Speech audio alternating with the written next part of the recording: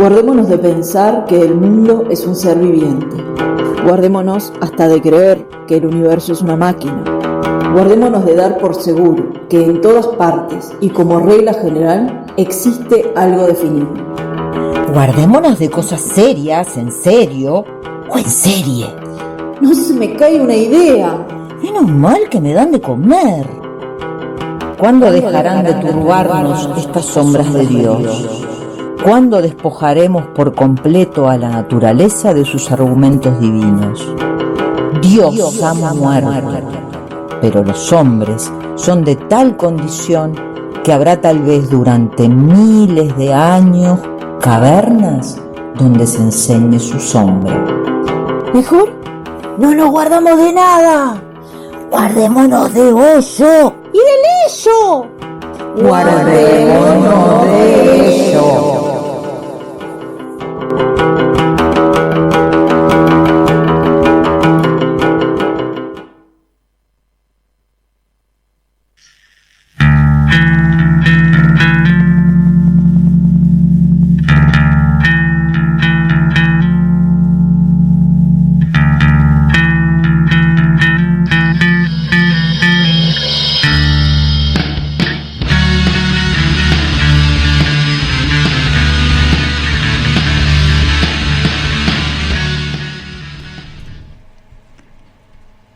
El exceso de trabajo y rendimiento se agudiza y se convierte en autoexplotación. Esta es mucho más eficaz que la explotación por otros, pues va acompañada de un sentimiento de libertad. La depresión es la enfermedad de una sociedad que sufre bajo el exceso de la positividad. Refleja aquella humanidad que dirige la guerra contra sí misma. La hiperactividad es, paradójicamente, una forma en extremo pasiva de actividad que ya no permite ninguna acción libre. Se basa en una absolutización unilateral de la potencia positiva.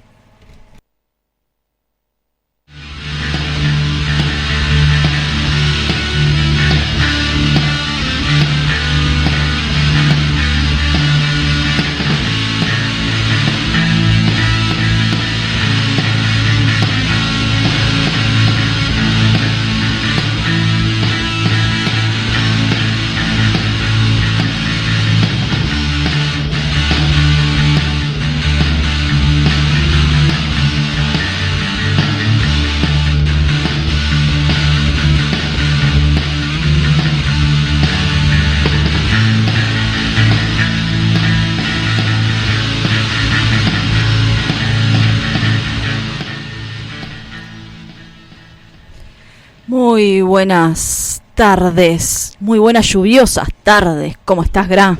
¿Cómo estamos? Está lloviendo en La Paloma, departamento de Rocha. De verdad, está lloviendo. Cae agua, ¿cómo no? Sí, sí. Necesaria agua, finalmente. Para las plantas y para las tortas fritas. Y para nosotros los humanos también. También, claro que sí. Bueno, nuestra sexta emisión radial, Gra.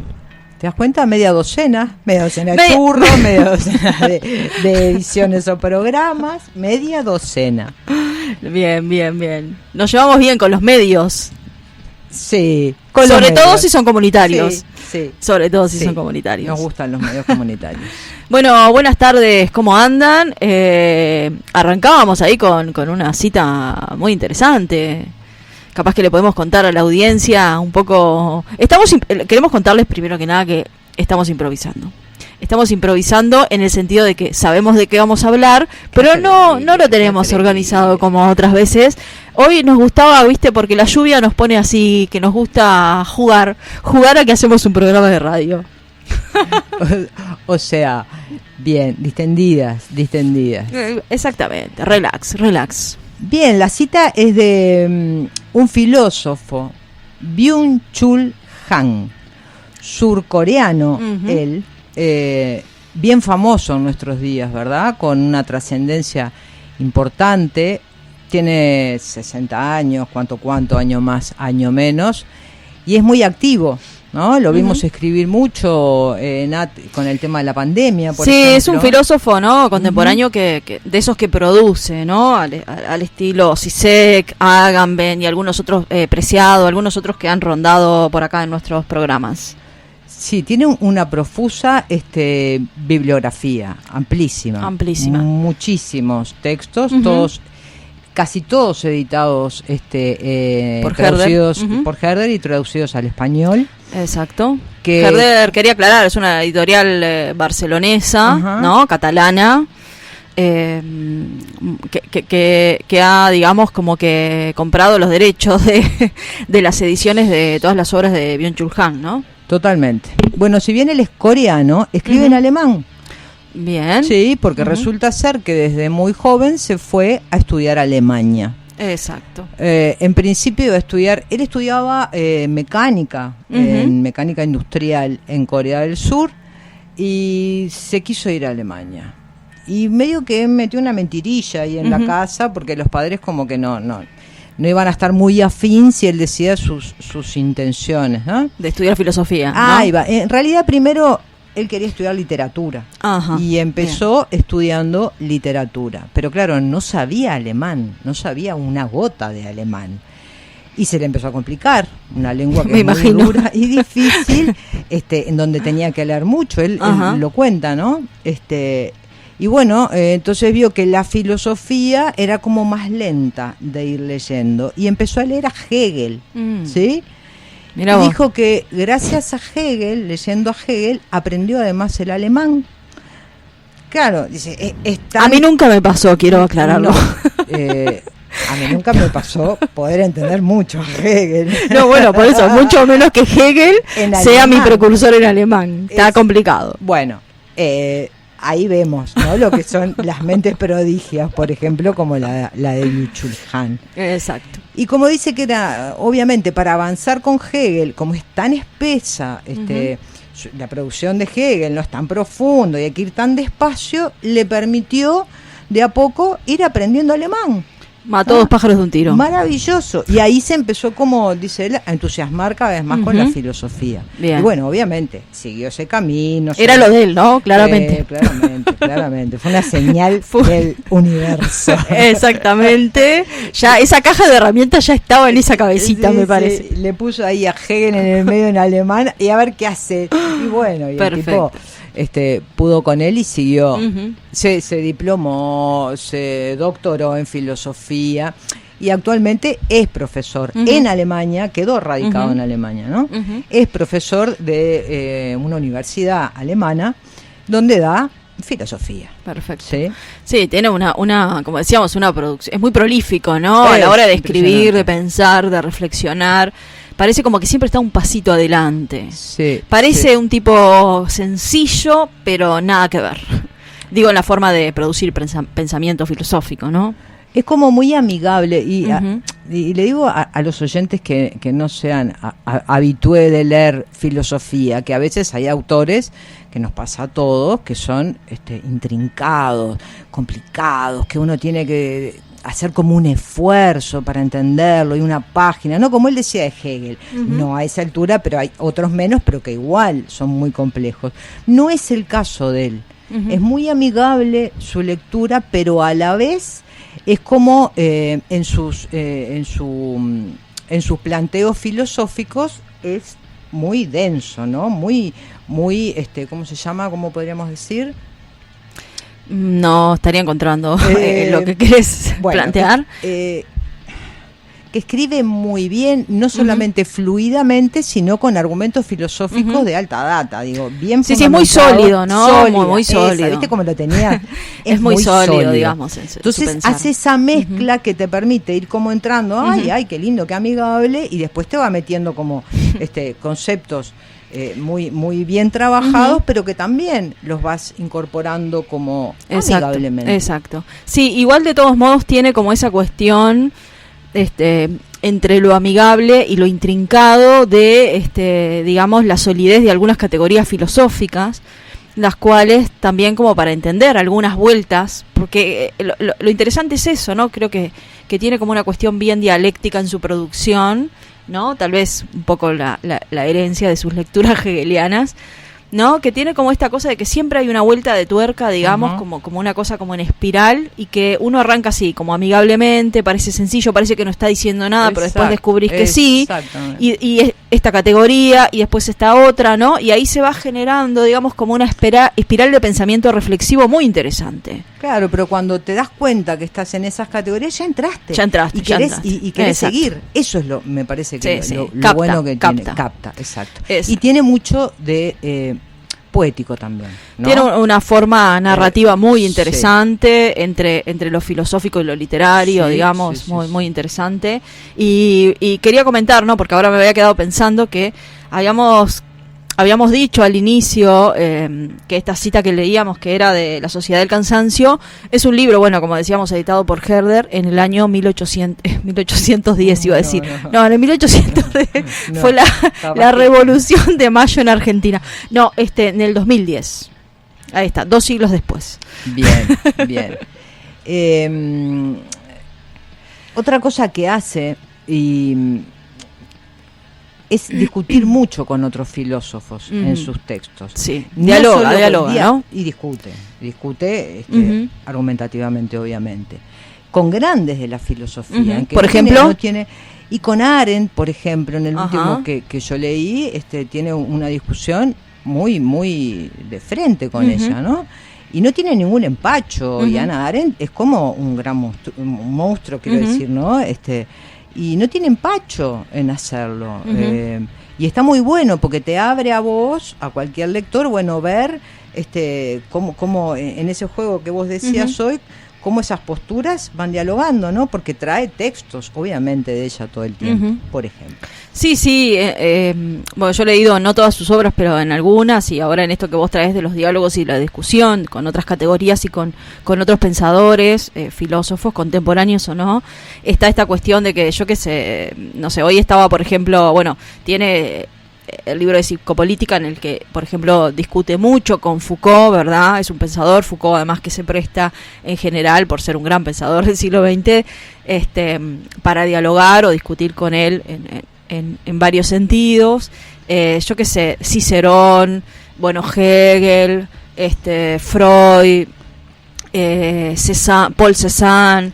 Es decir, también con algunas figuras literarias que han sido representantes, digamos, de el pensamiento, ¿no? Sí. Y eso es como que abre, ¿no? Permanentemente, porque que vas quedando colgado y después podés, ir a esa cita, ir a ese libro y hacer tu propio camino. Que me parece que eso, cuando un autor logra eso, me parece que es grandioso, porque te permite hacer a vos el recorrido, ¿no? Es muy interesante, sí, exacto. Tiene como esa cuestión, ahora estaba pensando también, se me fue lo que iba a decir, pero me acordé de otra cosa igual, no importa, siempre hay algo para respaldar.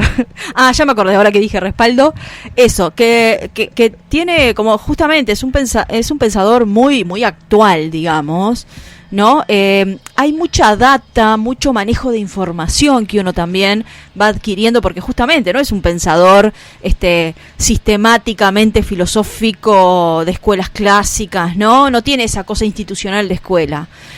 No porque su formación no sea institucional o académica, sino porque, digamos, tiene como esa tinta de lo contemporáneo, en donde van apareciendo un montón de infos, de datas, de cuestiones que también te sirven como para ir a hacer otros recorridos y otras rutas, ¿no? Y en esto que decías vos, que como que uno va entrando sin querer, cuando te das cuenta ya estás dentro de la discusión o el diálogo con él, ya sea en el encuentro o en el desencuentro. Lo interesante también es que uno puede entrar por cualquier lugar. Es como aquellos libros que uno leía en la adolescencia de detectives, que podías empezar como Rayuela, ¿no? Podías empezar por distintos capítulos y según por donde empieces van a tener distintos finales. Bueno, es como, es un poco así el coreano. Sí. Y lo último, como reseña así general, pero me parece que es bien importante porque, para mí al menos, que tiene además su ADN que es oriental. Entonces tiene toda una información que para nosotros es bien ajena, pero es muy interesante. Y la va tirando, ¿no? En su propia producción, pero además va haciendo comparaciones, porque claro, es un oriental, pero que se ha occidentalizado, ¿no? Entonces tiene las dos miradas desde la mirada filosófica, entonces es como muy interesante cuando él va mostrando las diferencias, los encuentros, las concepciones tan distintas que desde Occidente nosotros casi que no tenemos información más allá de los grandes medios, ¿no? Sí, y además de que justamente no es solo información, sino es haberse desarrollado, educado y crecido en una coyuntura y en un posicionamiento epistemológico totalmente distinto, con otras categorías, justamente, y eso es lo que lo vuelve también más rico y más interesante.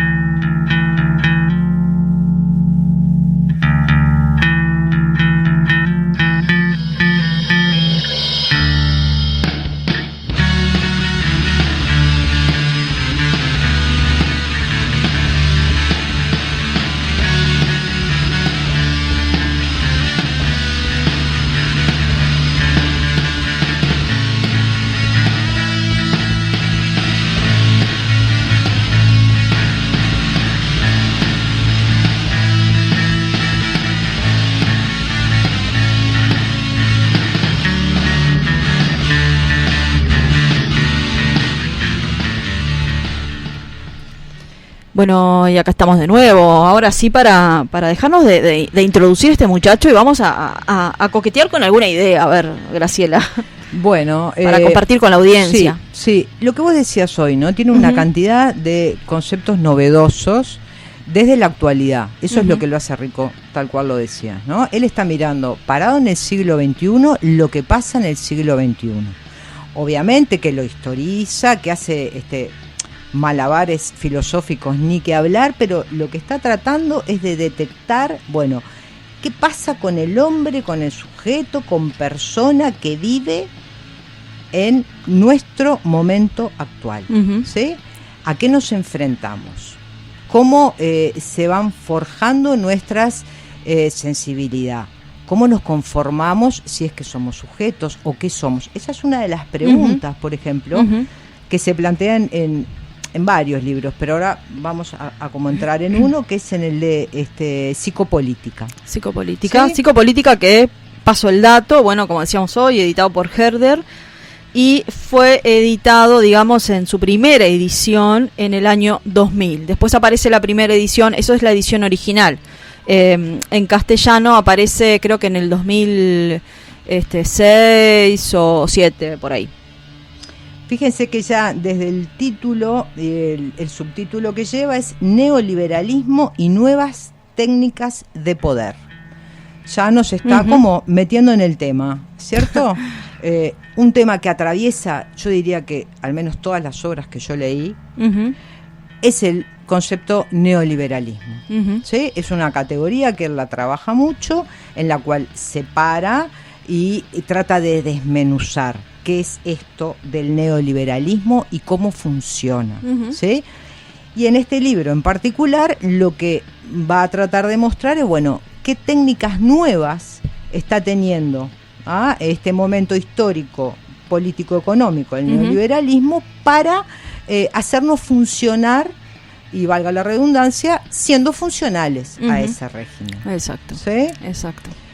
Sí, aquellas técnicas que están como asociadas a determinados, porque es un tema que de alguna forma capaz que indirectamente ha atravesado ya algunos de nuestros programas cuando hemos trabajado con otros filósofos, con otros pensadores, ¿no? La cuestión de la técnica enmarcada también en digamos, la coyuntura que habilita determinados dispositivos de control, ¿no? Aquello que Foucault llamaba las técnicas del yo, técnicas de normalización y de domesticación del sujeto. Claro, creo que ya lo hablamos, o al menos, como vos decís, ¿no? Está como presente porque, bueno, entendemos que son las temáticas contemporáneas, ¿no? Que las disciplinas que plantea Foucault, nos hacen y nos han hecho y siguen funcionando. Me estaba llegando, perdón, que estoy haciendo señas, lamento cortarte, perdón, no, es técnico, es necesario. No se escucha. No, claro, está llegando acá un mensaje, a ver, Ah, no, era este mouse. Es que me estoy moviendo mucho. Claro, que tu Sí. micrófono se está escuchando bajo. Bien, gracias al oyente. 80. Es que me estaba moviendo mucho, Bien. perdón. Decía entonces, hoy creemos que no somos un sujeto sometido, sino un proyecto libre que constantemente se replantea y se reinventa. Este tránsito del sujeto al proyecto va acompañado de la sensación de libertad. ¿Qué está diciendo acá, Nat? Ujú. ¿Qué está diciendo?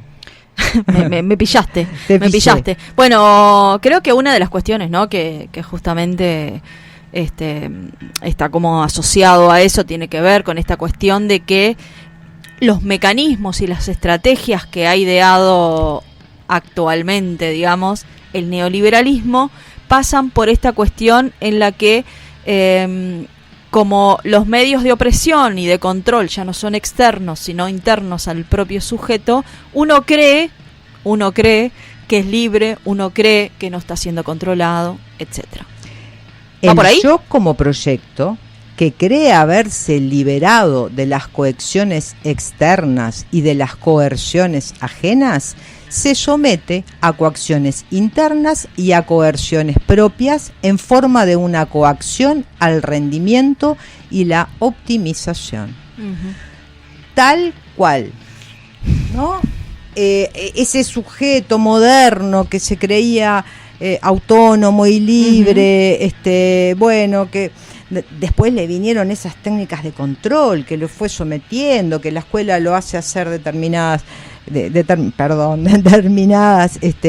rutinas, que nos va domesticando, que la fábrica es lo mismo, que digo, todo lo que aporta Foucault, el poder estaba fuera, ¿no? Ujú. El otro te dice lo que tenés que hacer, Ujú. es el deber. Claro, exacto. Eso, ¿Y a eso qué es iba, lo ¿no? que dice Han, que vos decías hace un rato? Ahora ya no está fuera, lo tenés Claro. vos introyectado. Porque ahí cambia como el mandato social, por decirlo muy coloquialmente, ¿no? Del deber ser al poder hacer, ¿no? Exacto. Ahora justamente, tal cual lo estás diciendo, el neoliberalismo te está diciendo, vos podés ser lo que quieras, está todo a tu disposición, atrévete, sé libre, sé genuino, sé espontáneo, vive, no toda una cantidad de categorías que todo el tiempo Ujú. nos están rondando y que nos hacen que cada uno se ponga como loco para trabajar más, para Ujú. ser más exitoso, para tener el mejor esto, el mejor lo otro, para yo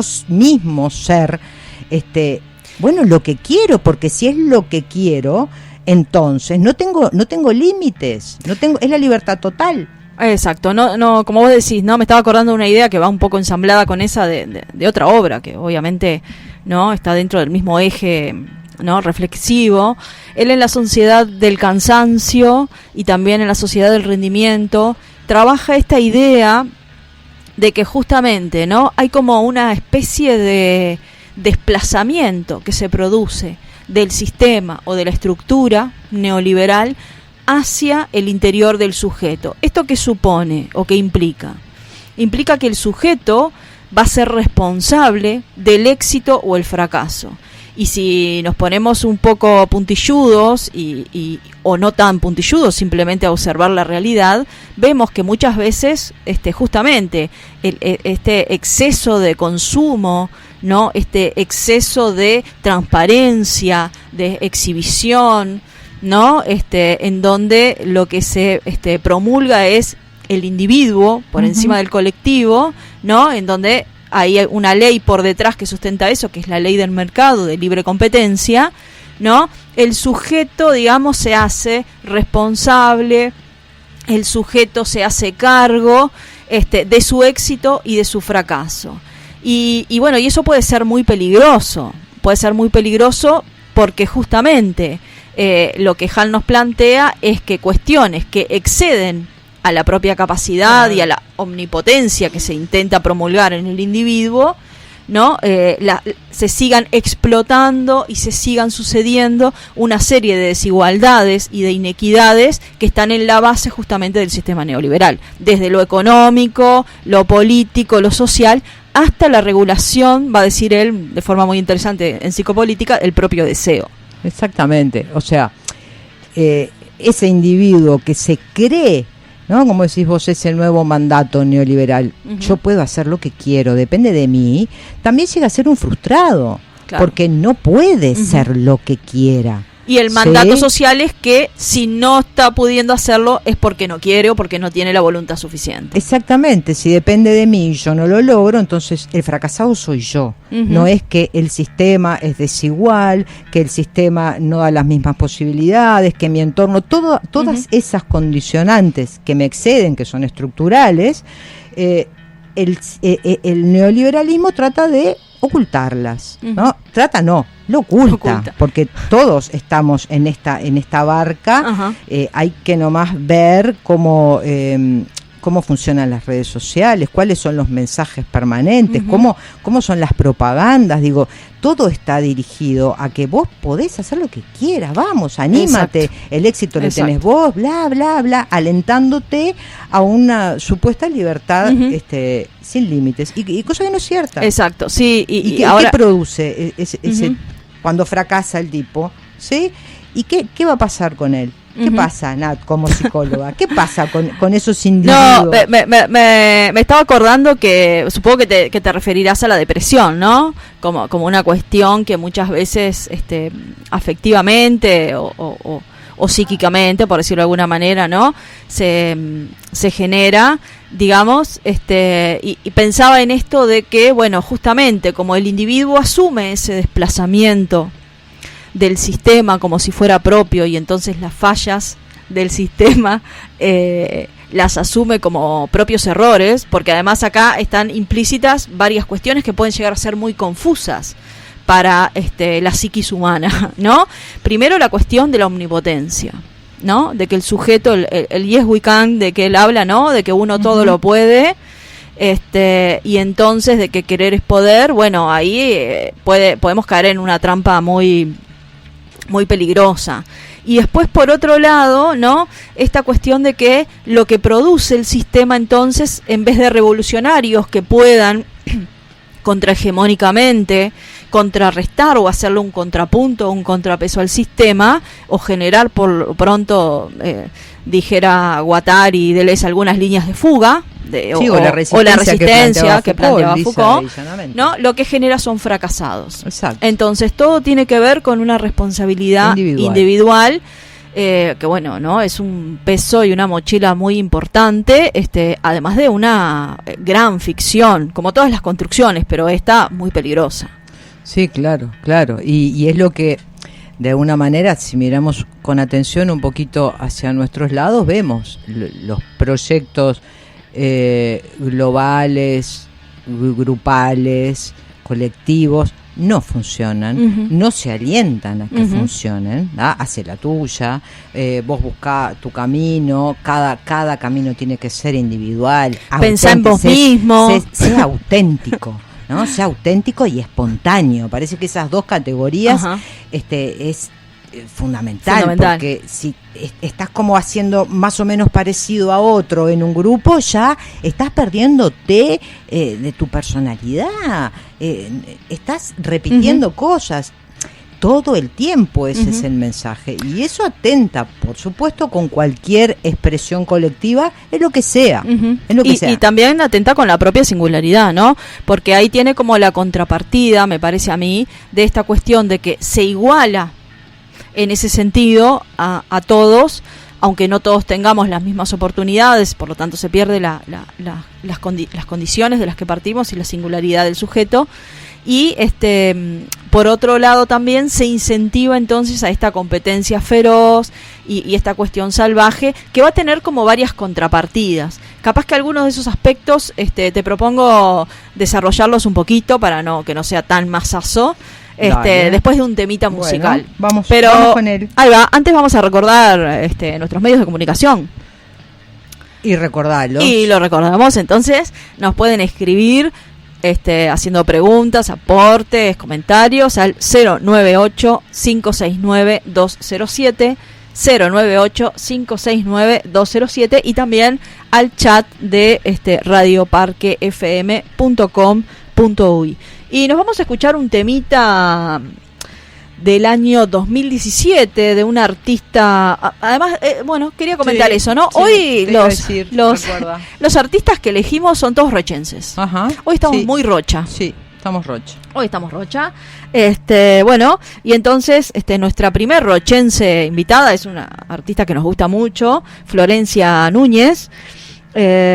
Y vamos a escuchar un tema de su álbum del 2017 que se llama Palabra Clásica, y el tema es Tengo un imán contigo.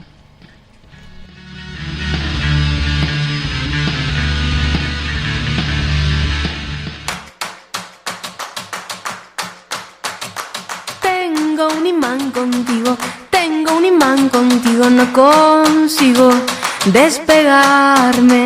Tengo un imán contigo, tengo un imán contigo en la mañana y por la tarde.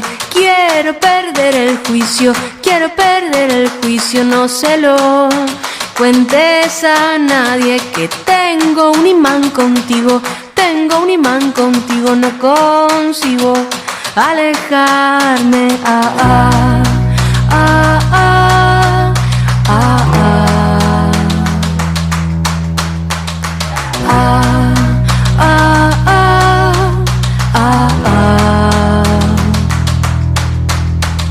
Tengo un imán contigo, no consigo despegarme. Tengo un imán contigo en la mañana y por la tarde. Y quiero perder el juicio, no se lo cuentes a nadie que tengo un imán contigo, y no consigo alejarme.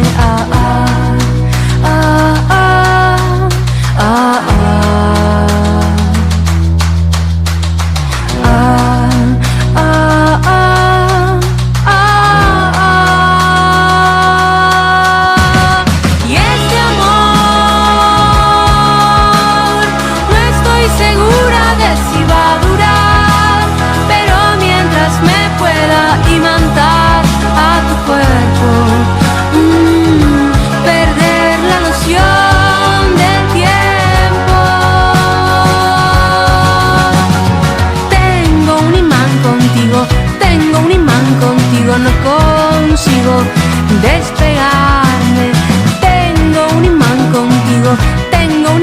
contigo en la mañana y por la tarde. Quiero perder el juicio, no se lo cuentes a nadie que tengo un imán contigo, no consigo alejarme. Y este amor no estoy segura de si va a durar, pero mientras me pueda imantar a tu cuerpo, perder la noción del tiempo.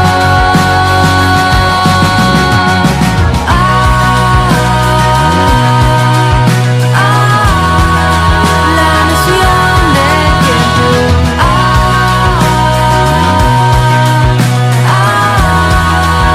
noción del tiempo.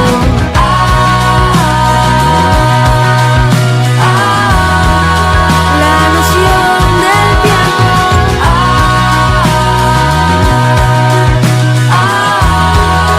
La noción del tiempo.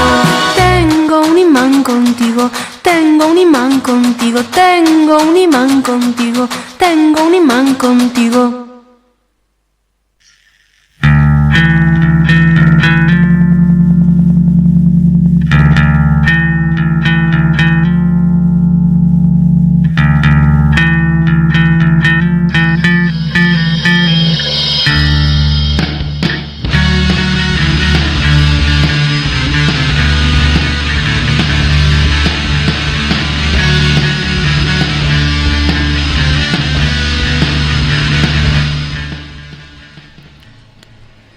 En lugar de la transparencia se produce desconfianza, o debería decirse, la transparencia deshace la confianza.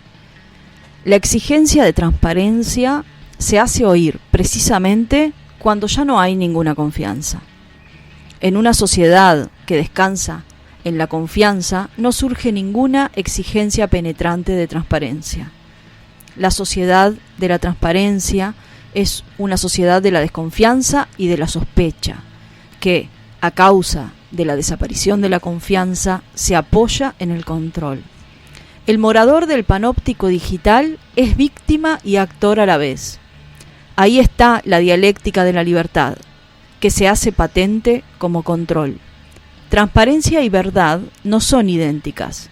El imperativo de la transparencia hace sospechoso todo lo que no se somete a la visibilidad. En eso consiste su violencia.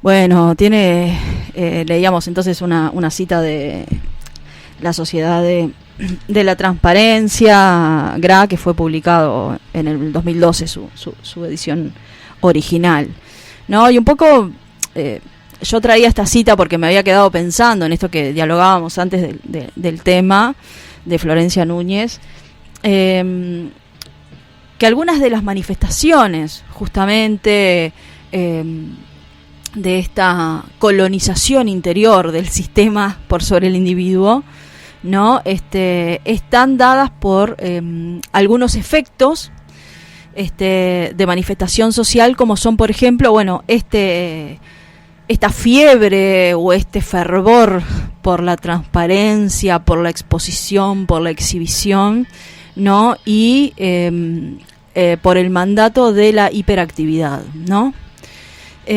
¿Por qué decía el fervor de la transparencia? Porque, bueno, es un poco, ¿no?, lo que nosotros, si bien no somos nativos digitales, por lo menos no nosotras. No. Estamos creciditas. Estamos bastante lejos. Nosotros somos como las modernas de la época actual. Bueno, a ver. No importa, no aclares, vos seguís. Bueno, bien. con Han. Bien. No, como esta cuestión, ¿no?, que uno lo ve en las redes sociales todo el tiempo, que parece que hay que exhibir los estados, parece que hay que explicitar que uno se siente feliz y fantástico, que tiene la mejor pareja del mundo, que tiene el mejor trabajo, que tiene la mejor vida, que alcanzó la felicidad, ¿no? Mostrar la mejor foto todo el tiempo, y parece que todo tiene que haber un registro a los efectos de mostrar o contarle al otro, ¿no?, qué es todo aquello maravilloso que nos está atravesando. Y si nos desaparecemos, o si tenemos un perfil bajo, o si no tenemos WhatsApp y nos comunicamos por SMS, o no tenemos Facebook, o no tenemos Instagram, parece que estamos out, nos estamos perdiendo de lo actual, nos estamos perdiendo del mundo y nos estamos perdiendo de nosotros mismos, ¿no?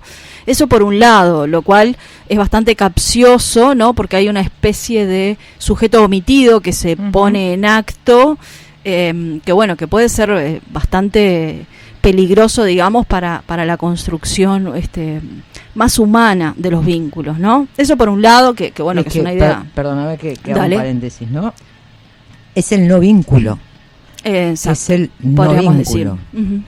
Porque si hay otra de las características que señala Han, justamente, es los vínculos como se van cada vez haciendo más laxos hasta casi inexistentes, ¿verdad?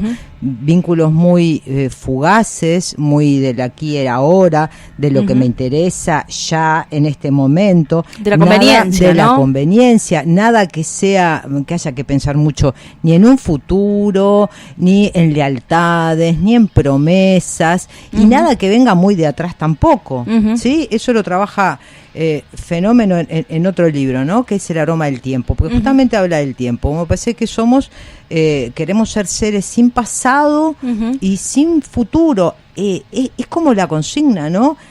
Ahora, el momento es ahora, piensa en el ahora. Estamos como hartos de escuchar eso, ¿no? Porque se puede decir y entender de muchas maneras, pero la más trivial es me importa nada lo de antes y lo que pueda venir, es vive el momento en forma espontánea, desenfrenada. Como decía aquella película de, mirá si seré moderna, aquella película de Robbie Williams, de la Sociedad de los Poetas Muertos, Carpe Diem. Exacto. ¿No? Sí. Pero con un sentido de Carpe Diem, trivial, capaz que más trivial, ¿no? Muy trivial, porque trivial. Sabemos que ese es un concepto un poco más complejo. Bueno, eso por un lado, ¿no? Es como la desaparición de la otredad, ¿no? Ese entre que se puede construir con el otro, ¿no?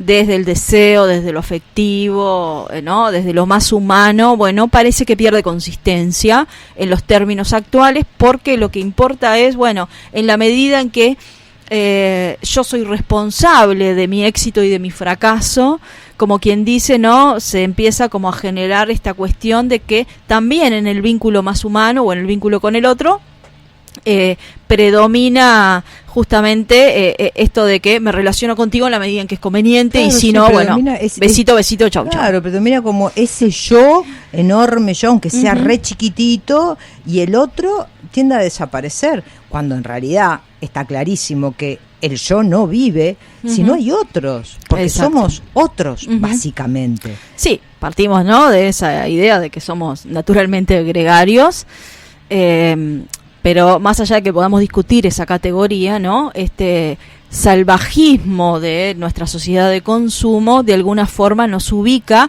en justamente tomar al otro como una cosa, ¿no?, de cosificarlo, y entonces eso lo vuelve también útil, lo vuelve conveniente, lo vuelve con una obsolescencia, ¿no?, que se programa del mismo modo que se programa la obsolescencia de las cosas y de los aparatos con los cuales nos relacionamos cotidianamente. Y a lo cual nos estamos acostumbrando cada vez más, ¿no? Porque decimos, la batería del celular, no, mira, a los 2 años la cambias una vez y después de los 2 años ya está, cambialo. O sea, vamos naturalizando que las cosas ya, cuando las vas comprando, ya vienen con su muerte, ya está planteada, porque además vas a querer, te parece bien, porque vas a querer comprarte el otro modelo. Porque eso es el avance. Claro, ese es el avance. Entonces es como, perfecto, bueno, no voy a gastar en arreglar una batería, me compro el otro, porque viste que ya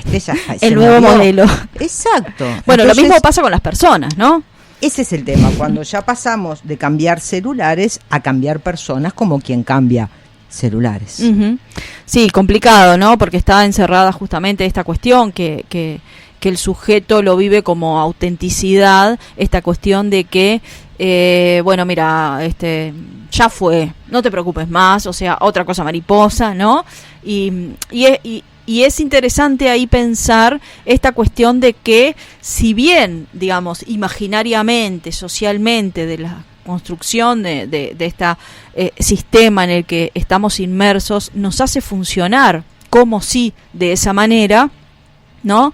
Hay como una especie de residuo psíquico, por decirlo de alguna forma, ¿no?, que igual va quedando en el sujeto, y ¿no? Ahí hay un malestar, digamos, que va como a contrapelo de eso, ¿no? Entonces eso también tiene como efectos para el sujeto, que además lo está desconociendo, ¿no? Entonces ahí también es interesante como poder desarticular, ¿no? Nos dice Han algunas cuestiones que no es que nos sucedan porque nosotros estamos en esa vorágine y nos creemos que no, o sea, las cosas tienen efectos y suceden igual, ¿no? El tema es que muchas veces no lo percibimos y nos angustiamos y no sabemos por qué, ¿no? O nos deprimimos y no sabemos por qué, tenemos una sensación de fracaso y no sabemos por qué, nos sentimos, ¿no? Sensaciones de vacío que Han y otros filósofos llaman vacíos existenciales, exacto, ¿no? Que pasan, no sabes por dónde, una angustia y bueno, es una sumatoria capaz de formas de vida, de las cuales estamos apenas dando algunas notas, pero que irremediablemente, tal cual vos decís, las consecuencias pueden ser y son nefastas. Nefastas, exactamente. Y bueno, ahí también hay otra idea que me parecía interesante. Estaba pensando ahora, estamos densas con la lluvia hoy, ¿eh? Espero que estén con unas buenas tortas fritas para soportar para soportar esto, porque hoy nos vino Está bravísimo. Porque, a ver, queridos oyentes y oyentas, está claro que de alguna manera la mirada de nuestro presente no es optimista, ni la de Han ni la nuestra. Desconocer que estamos dentro de categorías... Tampoco es desalentadora, ¿eh? No, para un poquito. Desconocer que estamos dentro de categorías que están bastante complejas, complicadas y que hay que resistir, no cabe duda. Lo cual no quiere decir que no querramos vivir o no querramos dar la lucha. Ese es otro camino. Ahora, lo primero que hay que hacer, me parece a mí, para poder o resistir o cambiar algo es conocerlo. Entonces, exacto, la realidad es la que es, si es que eso quiere decir algo, que hay una realidad y que podemos asirla, ¿ah? Y estos análisis que parecerían, son devastadores, y bueno, tenemos que partir de ellos para poder comprender y decir, bueno, ¿sabes qué? Así no queremos vivir. Veremos cómo, pero así no.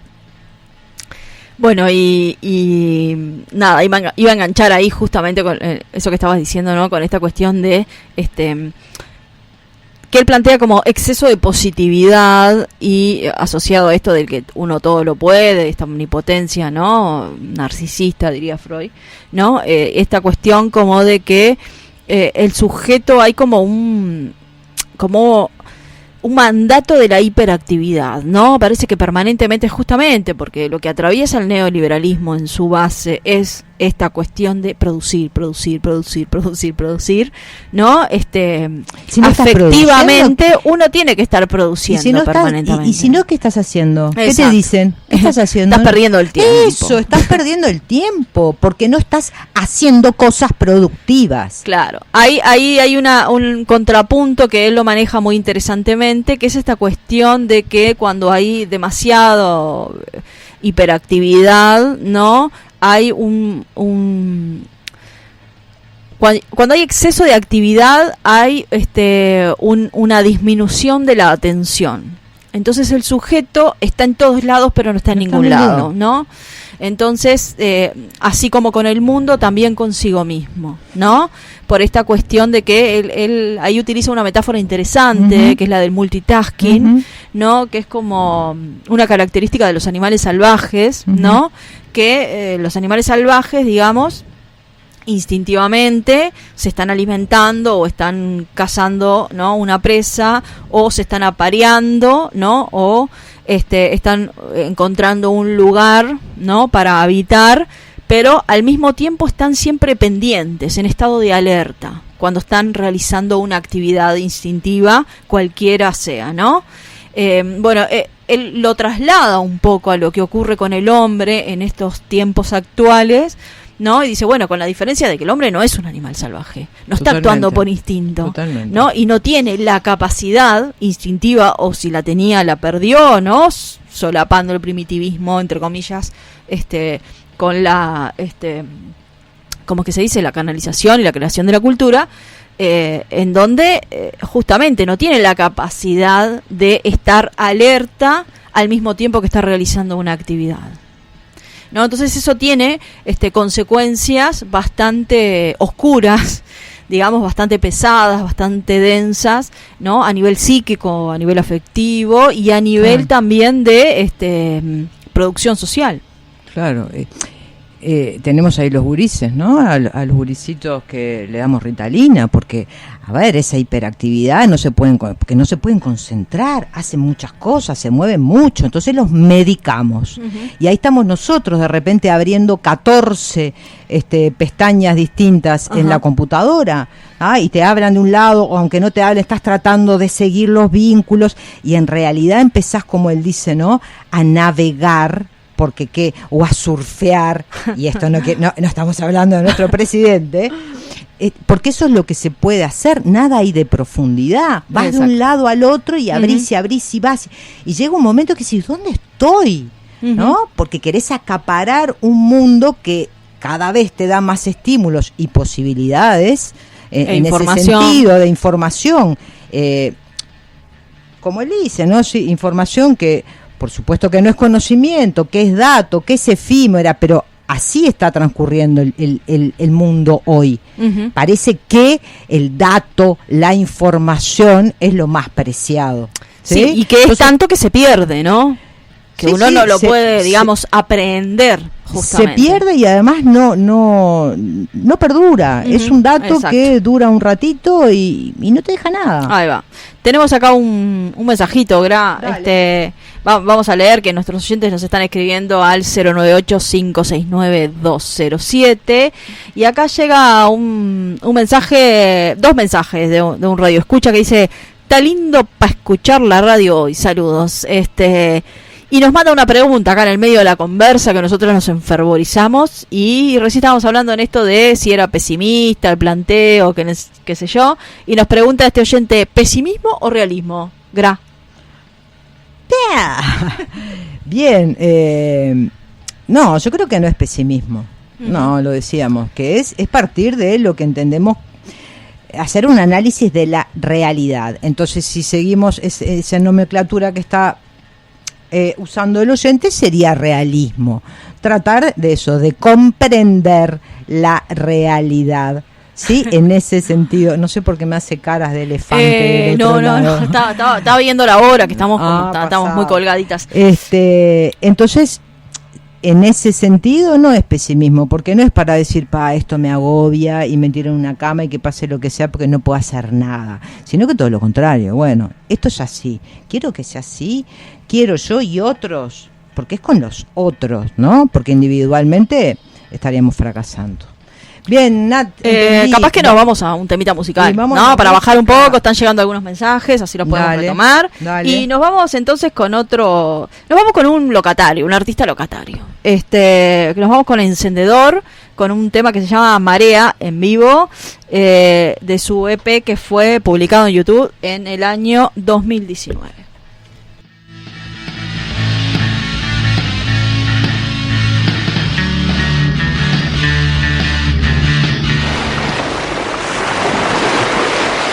Y así la marea se llevó mis ideas y dejó un vacío en mi cabeza que no pienso llenar con problemas que no van a ningún lugar, y con los pies en el suelo, en mi cabeza en las nubes. Voy a ser más sincero cada vez, voy a hacer lo que quiero, hacer lo que quiero. Sonó mi celular, me estaban esperando. Es que de tanto caminar no sé ni dónde ando. Le dije que ahora iba y dijo voy armando. Era justo la respuesta que estaba esperando. Voy a bajar a la playa donde las olas hablan y mis pensamientos callan. Al menos por un rato tengo arena en mis zapatos, tengo un nudo en mi cabeza y aún no lo desato. Tengo ganas de encender mi conciencia otra vez, bailar toda la noche hasta que duelan mis pies. Oh. Y así la marea se llevó mis ideas y dejó un vacío en mi cabeza que no pienso llenar con problemas que no van a ningún lugar, y con los pies en el suelo, en mi cabeza en las nubes. Voy a ser más sincero cada vez, voy a hacer lo que quiero, hacer lo que quiero. Y juro que esta vez no quiero perder el tiempo intentando pertenecer.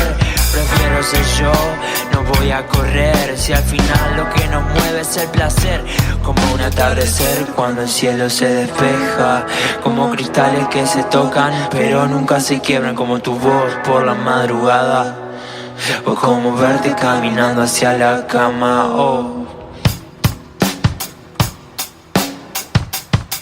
Y así la marea se llevó mis ideas y dejó un vacío en mi cabeza que no pienso llenar con problemas que no van a ningún lugar, y con los pies en el suelo, en mi cabeza en las nubes. Voy a ser más sincero cada vez, voy a hacer lo que quiero, hacer lo que quiero.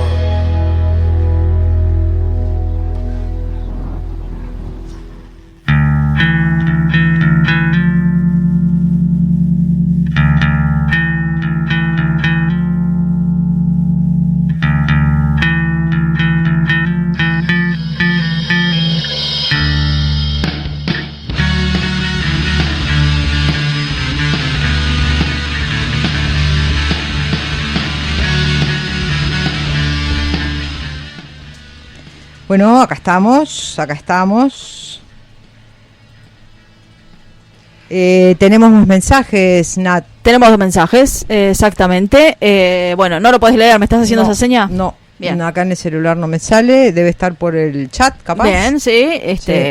Léelos. Están acá, bueno, bien. Uno dice, como siempre, muy enriquecedor el programa. Si bien no tengo lecturas sistemáticas de Han, me trae recuerdos de Fromm. ¿Dónde ven ustedes la novedad de Han? Abrazo por 2, Gabriela. Gracias, Gaby, como siempre, gracias por estar ahí. Nos mató con la pregunta. Sí, pensando un poco, yo creo que la debilidad está en cómo estamos comunicando a Han, porque yo sí le encuentro una cantidad de novedades, ¿sabes, Gaby? Sí, capaz que no pudimos llegar al núcleo que es seguramente lo más interesante, y capaz que el camino lo tenés que hacer vos, y capaz que el núcleo más interesante es que él dice que bueno, que hoy estamos atravesados por un mecanismo introyectado que va directamente a nuestra psiquis. Obviamente que ya lo han dicho otros, ¿sí? Pero de la manera que él lo relaciona, sobre todo con la tecnología, para mí es novedoso en el sentido de las conexiones que hace y cómo maneja la información. E insisto, me parece que acá las que estamos pecando de no poder transmitir la novedad somos nosotros, pero no es Han. Te juro que Han es novedoso. Hay que leerlo.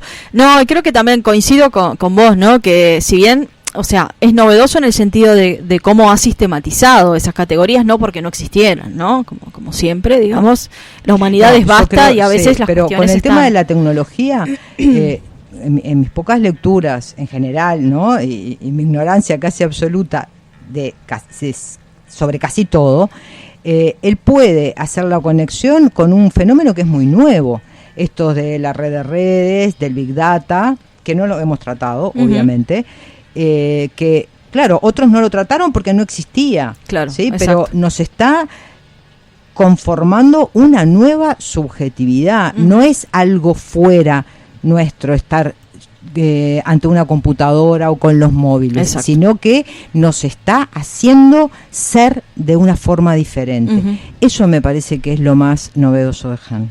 Sí, y bueno, de la mano con eso, ¿no? Esta cuestión que lo nombrábamos hoy un poco, que también lo han trabajado otros, pero que él ha profundizado en eso, esta cuestión de la colonización del deseo, ¿no? Es decir, lo más propio del ser humano, ¿no? Es aquello que más lo aliena, ¿no?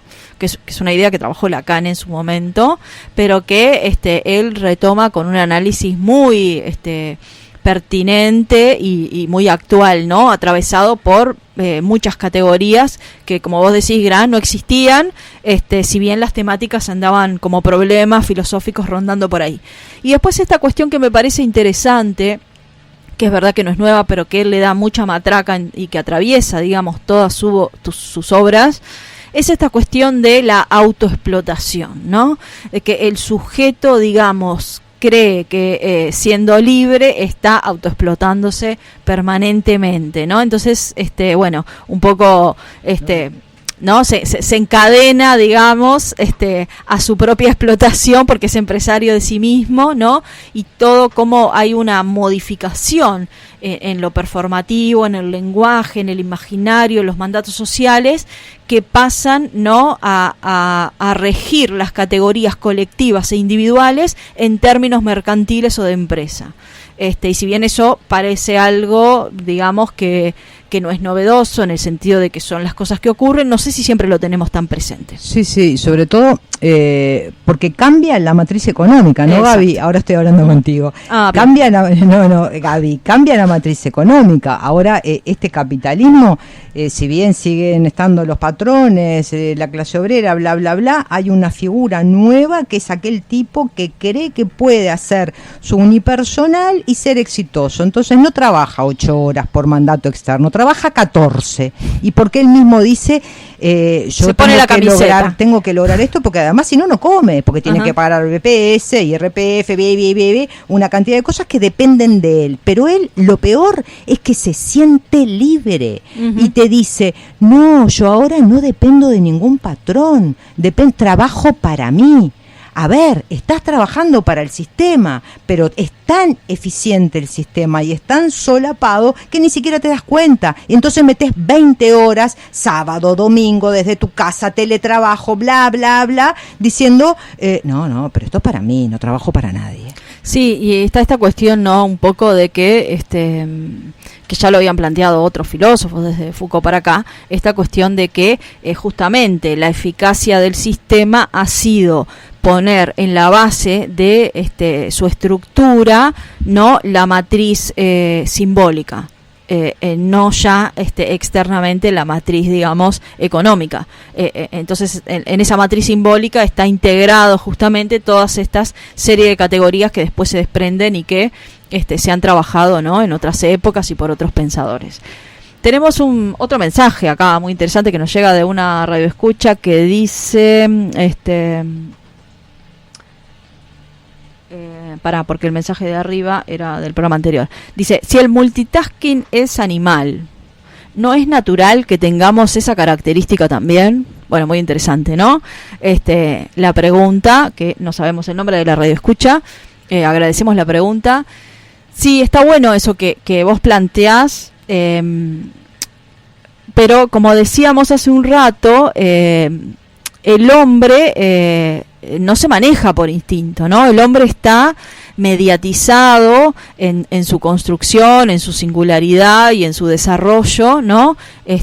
No sé, biopsicoambiental, por decirlo de alguna manera, ¿no? Está mediado por categorías que ya han trascendido el ser puramente animal, por llamarlo de alguna manera, ¿no? Entonces, si bien el hombre tiene, podríamos decir, un legado biológico asociado a lo instintivo, el hombre no se maneja por instinto, ¿no?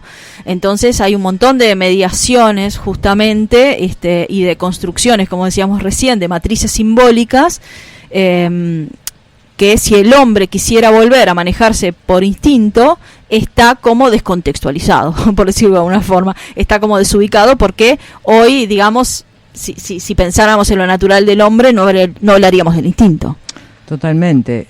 Capaz que deberíamos pensar qué nos queda que no sea cultural. Uh-huh. Todo lo natural es cultural en el la hombre. Vieja discusión, ¿no? ¿Qué es lo innato, qué es lo adquirido? Exactamente, pero está buenísimo que te dé para preguntarnos esto. Sí, gracias. Tal cual.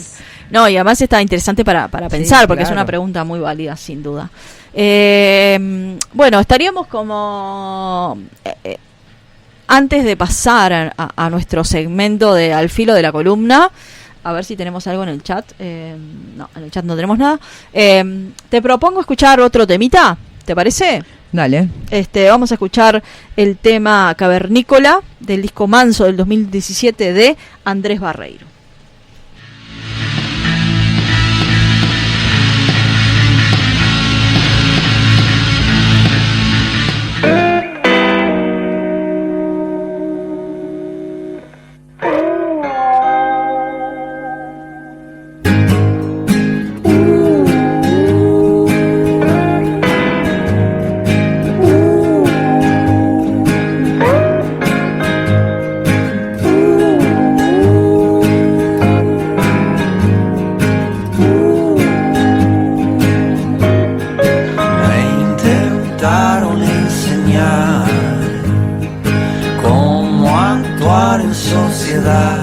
Si yo no quiero actuar, no. Prefiero ser un solitario. Me intentaron asustar. ¿Cómo va a ser esto una enfermedad? Si me siento espectacular.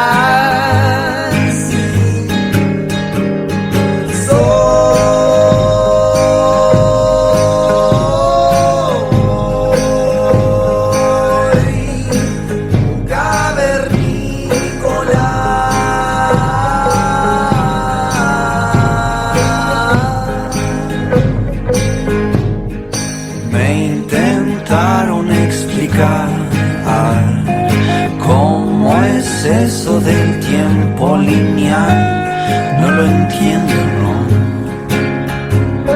¿Acaso hay algo más que este momento? intentaron asustar. ¿Cómo va a ser esto una enfermedad? Si me siento espectacular.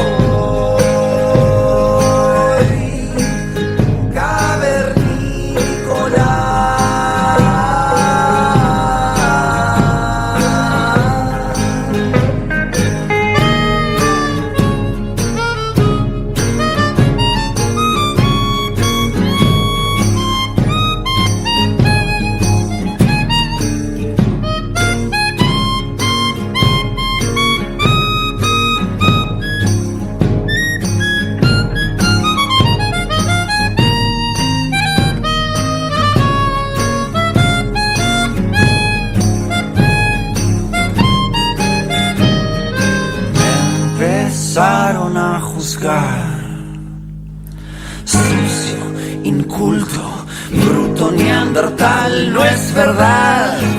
No, no, no, no, solo ando al natural.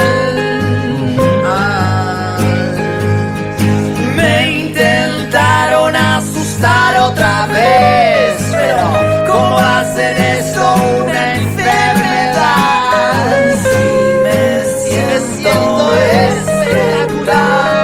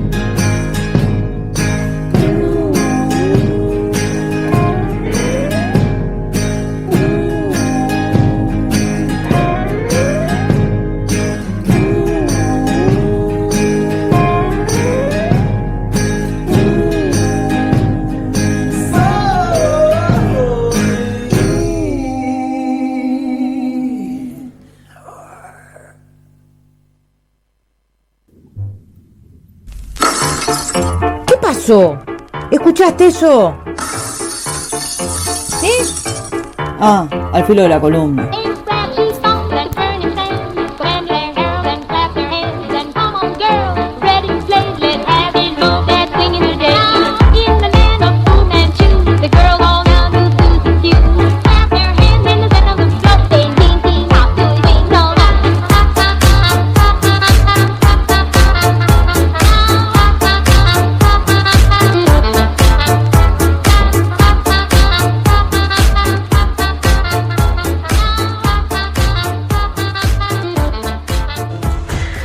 Concepto, pero de lleno, que circula por todos lados, es el de meritocracia.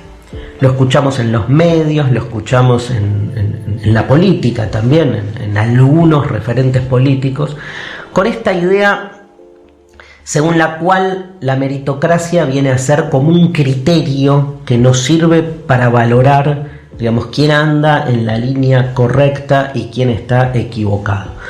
Meritocracia, eso es una palabra compuesta, ¿no? Que tiene ese kratos, que está también en democracia, que es un término griego que significa poder. El poder del mérito. Esto es algo así como, digamos, que tiene mayor derecho, poder en ese sentido me parece que refiere la palabra, el que se lo merece. Porque el mérito tiene que ver con eso, con el merecimiento. El tema es dónde está puesto el merecimiento. ¿Y qué consecuencias tiene? Porque mucho se le objeta muchas veces al Estado, sobre todo cuando define políticas públicas o de redistribución de la riqueza, digamos, que lo que hace es como no tomar en cuenta el mérito, sino como que el Estado de algún modo con sus políticas sociales, sobre todo en gobiernos más bien intervencionistas, como que recompensa al que no se lo merece, ¿no? Obviamente se darán cuenta que todo esto supone una idea de origen, de que estamos partiendo de un origen común, más que común, una igualdad en el punto de partida que permite entonces después evaluar en términos meritocráticos cuál de todos los individuos hizo más esfuerzo que el otro. Pero para eso hay que suponer que el punto de partida es igual para todos. Ahora, ¿es el punto de partida igual para todos?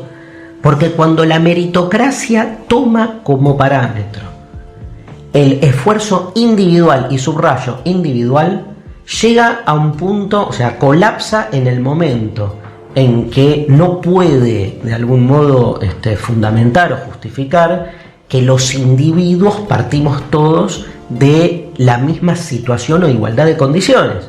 En todo caso, allí la competencia puede ser como mínimo leal.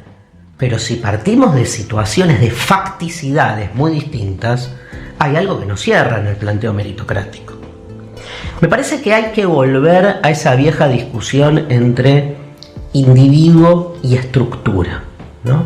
Me parece que depositar demasiado la valía de la existencia en la capacidad individual de la persona de hacer valer su esfuerzo es minimizar el impacto que tienen los condicionamientos sociales, económicos, políticos, culturales, de género, en lo que después puede ser nuestro desarrollo existencial, vocacional o profesional.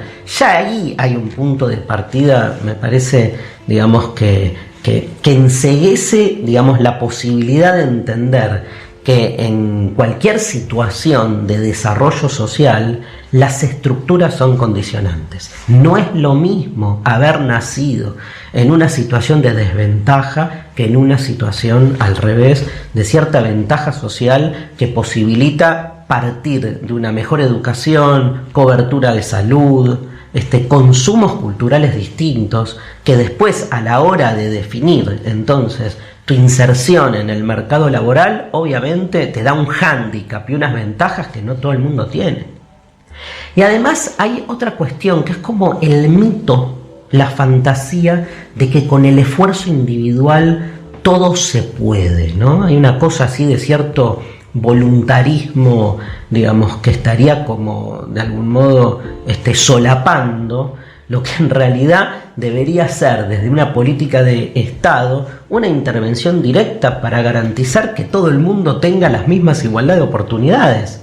Pero ese voluntarismo así mágico vendría como a justificar eso, ¿no? Como que aquel que se esfuerza en algún momento le llega su premio.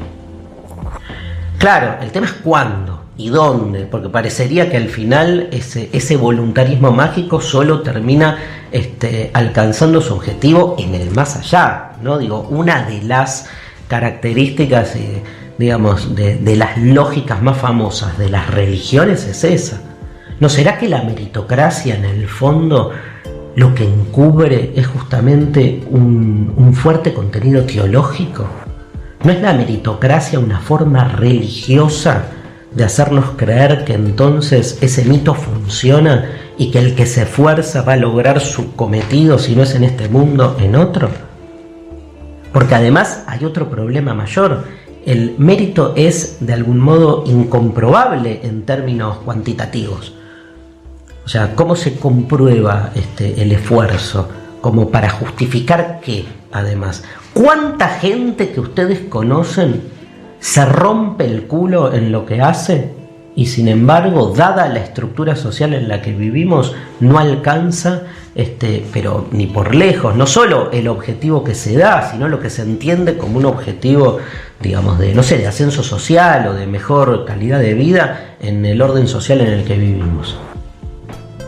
Siempre me acuerdo un poema de Fernando Pessoa que se llamaba Tabaquería, donde Pessoa está en una buhardilla escribiendo unos poemas y dice algo así como: acabo de inventar filosofías mucho mejores que las que cualquier Kant escribió, pero yo voy a ser siempre el que viva acá en esta buhardilla, porque nadie me va a conocer, mis ideas van a terminar muriendo en un cajón que alguien va a vender para un galpón de depósito y va a terminar ahí amontonado. O sea, realmente pensar el mito de que el que se esfuerza siempre logra su objetivo, me parece que lo que encubre ahí es la necesidad de una política social concreta que de algún modo habilite a que todo el mundo tenga su oportunidad. Y un último punto. ¿Y al revés? ¿Ustedes creen que realmente el que vive en un ventajismo social ha hecho un esfuerzo individual por estar donde está? ¿Qué hizo el que nació? ¿Qué hizo aquel que vive o nació en un hogar de cierta ventaja social para merecerse lo que tiene? Haber estado de casualidad, no sé, su alma estuvo de casualidad en el momento en que su madre y su padre lo concibieron. Digo, de mérito no tiene nada. O sea, no hay manera de justificar ahí el mérito individual. Uno puede hacer toda una filosofía meritocrática de la herencia, puede ser, pero no se olviden que la meritocracia pone el acento en el mérito individual. Habría que revalidar, si así fuese, cada vez que nace una nueva generación, lo que hasta ese momento su familia consiguió. Me parece que ahí hay realmente una necesidad de repensar el tema desde otra perspectiva.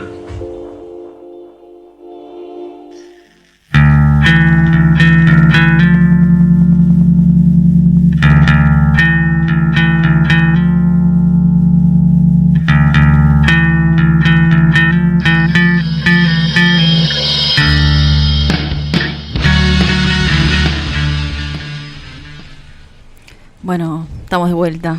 Después de un ratito largo, escuchábamos ahí al filo de la columna los aportes de nuestro amigo de la casa, ya podríamos decir, Darío Zeta.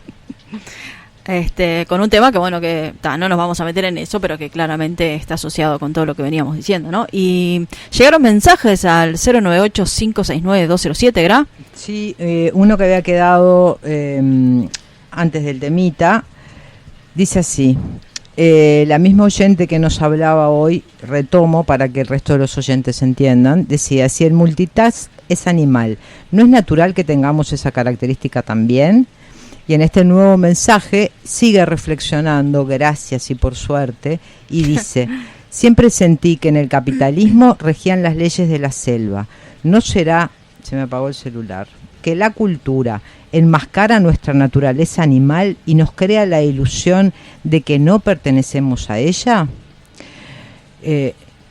Sí, impresionante lo que estás diciendo. Estás planteando algo... es un gran problema filosófico. Claro, además de interesante, que no pierde actualidad. Uh-huh. Lo vio Freud con absoluta claridad cuando escribe El malestar en la cultura.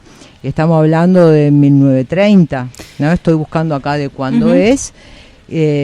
Preocupado justamente por esta contradicción entre la cultura y las pulsiones instintivas, uh-huh. ¿verdad? Si uh-huh. habrá para pensar y si se habrá escrito, pero nada está saldado. Uh-huh. O sea, es un temón en el que Freud abre una gran puerta y otros pensadores también, y lo dicho, ¿no? Uh-huh. No hay nada saldado.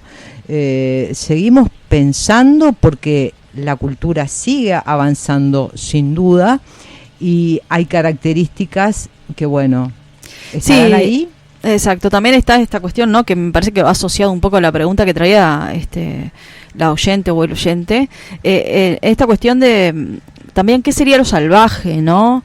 ¿Qué sería lo salvaje? ¿Qué sería lo instintivo? ¿No? ¿Desde qué lugares, digamos, nos podemos parar para entender esas categorías, ¿no? Y cuando nosotros decimos que o somos primitivos, o somos salvajes, o somos seres culturales, ¿desde qué lugar o desde qué posición lo estamos haciendo, ¿no? Y ahí me parece que justamente las discusiones que se han dado desde Freud para acá, y antes también, pero sobre todo desde principios del siglo XX, tienen que ver como con cuestiones, digamos, que si bien se han teorizado mucho, no han sido resueltas y bueno, son preguntas que siguen estando ahí, ¿no? Es aquello de que la filosofía plantea preguntas y casi siempre las preguntas son mucho más interesantes que las respuestas, al menos que se han dado, porque generan nuevas preguntas, y eso es lo que vos estás haciendo ahora y nos dejás recontenta. Y eso, no, claro, eso está bueno,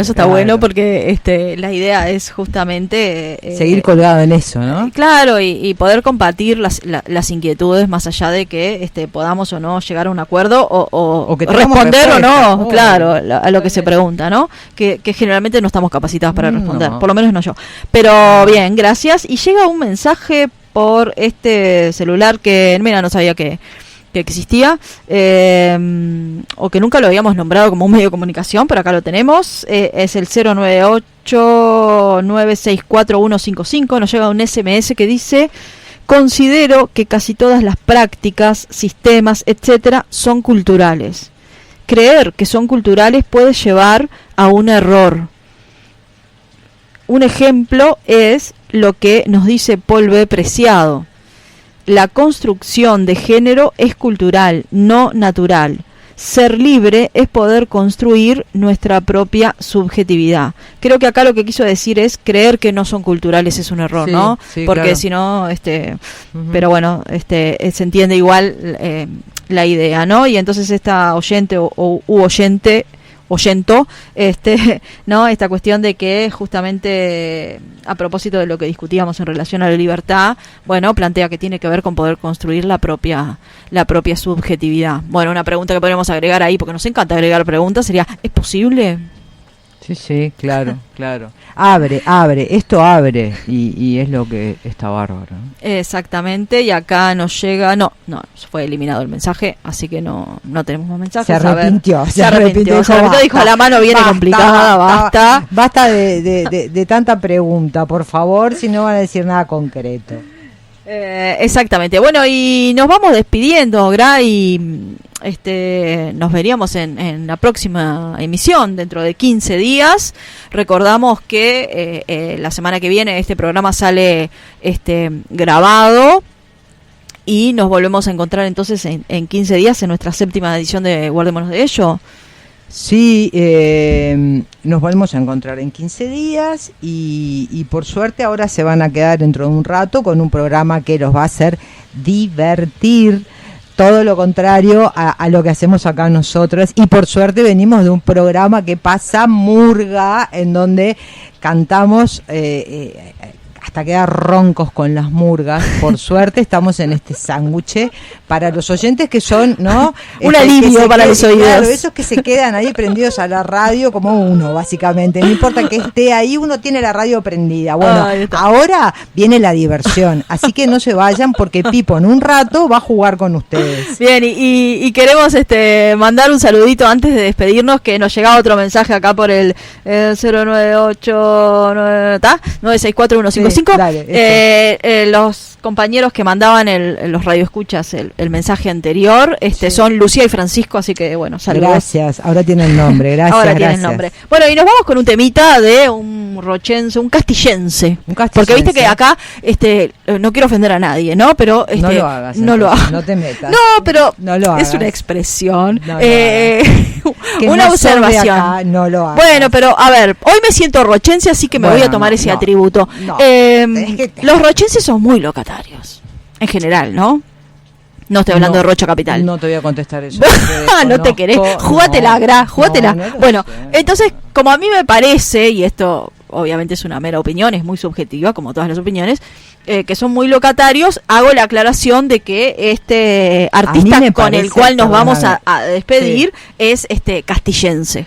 A mí lo que sí me parece que los palomenses somos muy, y acá sí te digo, somos muy locatarios. No sé los rochenses, los palomenses sí. Bueno, eso más que contradecir mi teoría, la reafirma. Sí, pero el rochense no sé, porque es apenitas, esto sí. Rochense me refería al departamento de Rocha, ¿verdad? Claro, pero no sé todo rochense. Palomense, perfecto. Está bravo. Bien. Está complicado. El pensamiento deductivo, pero el inductivo ni te digo. Bueno, entonces nos vamos con este señor de la tierra de... Mirá cómo voy a meter la pica. De la tierra de los arnosos, de ese bizcocho tan rico, oriundo de Castillos, y que supimos comer en las costas de Balizas, Aguas Dulces, etcétera, etcétera. El señor Molina y los Cósmicos. Nos vamos con el tema En el Camino del Sol, que es un tema que aparece en su disco de 2014, El Desencanto. Y bueno, en breve estarán nuestros programas, y los anteriores, en nuestro canal de YouTube. Y nos vemos la próxima. Nos vemos, que estén muy bien.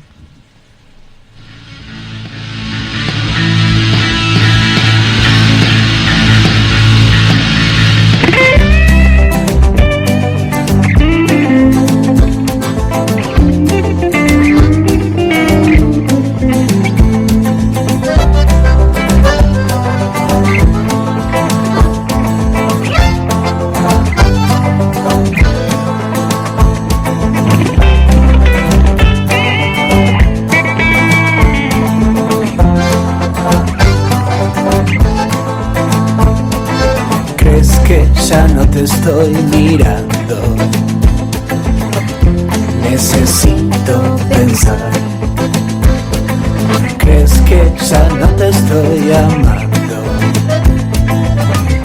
Necesito respirar. No creas que estamos viejos, pero sé que no es igual. Creas que todo está perdido, todo vuelve a comenzar. Para estar juntos los dos en este eterno azar, para seguir en el camino del sol.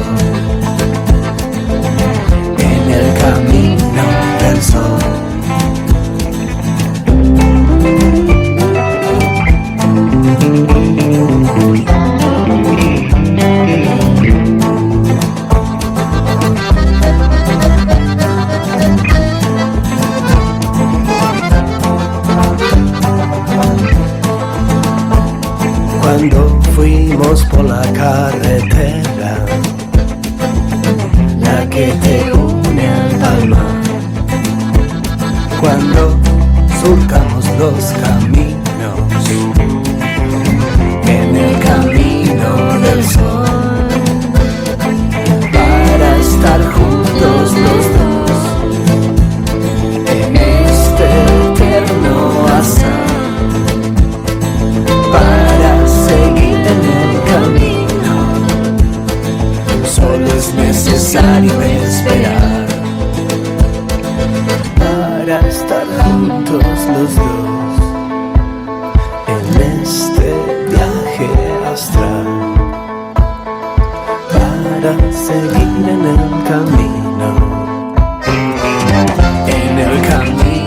del sol, en el camino del sol,